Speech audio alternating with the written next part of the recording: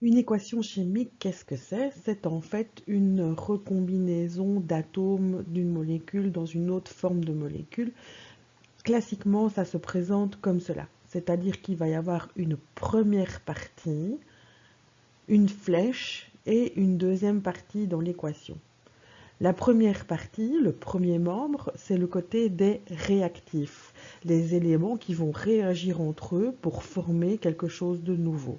Et dans le deuxième membre, on a donc les produits, ce qui a été produit par le remaniement des réactifs.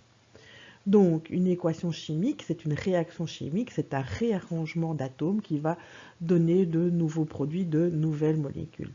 Deux façons de décrire une équation chimique. Il y a d'abord l'équation nominative, où on va simplement citer le nom des composés aussi bien réactifs que produits. Dans ce cas-ci, par exemple, nous avons du chlorure d'hydrogène plus du fer, qui donne du dihydrogène plus du chlorure de fer. L'autre façon de faire, c'est bien entendu de faire une équation chimique pondérée où on va retrouver les éléments chimiques, les symboles des éléments chimiques de tous les corps qui sont engagés dans cette réaction. Pondération, qu'est-ce que cela veut dire? Cela veut dire tout simplement qu'il faut équilibrer le nombre d'éléments qui sont du côté des réactifs et du côté des produits. C'est ce qu'on appelle la loi de conservation de la masse. Dans ce cas-ci, par exemple, je vois que j'ai deux atomes d'hydrogène du côté des produits.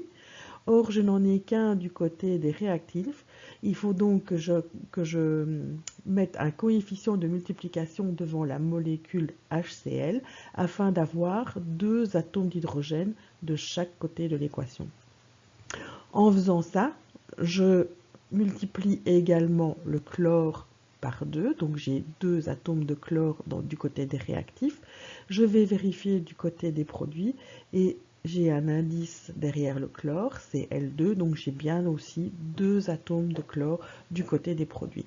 J'ai donc mon équation qui est pondérée, ça veut dire équilibrée, avec le même nombre d'atomes d'un côté et le même nombre d'atomes de l'autre côté de la réaction.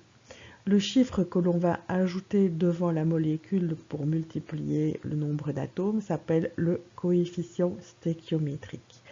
On ne met jamais de 1, c'est comme pour les indices, le coefficient 1 ne s'écrit pas.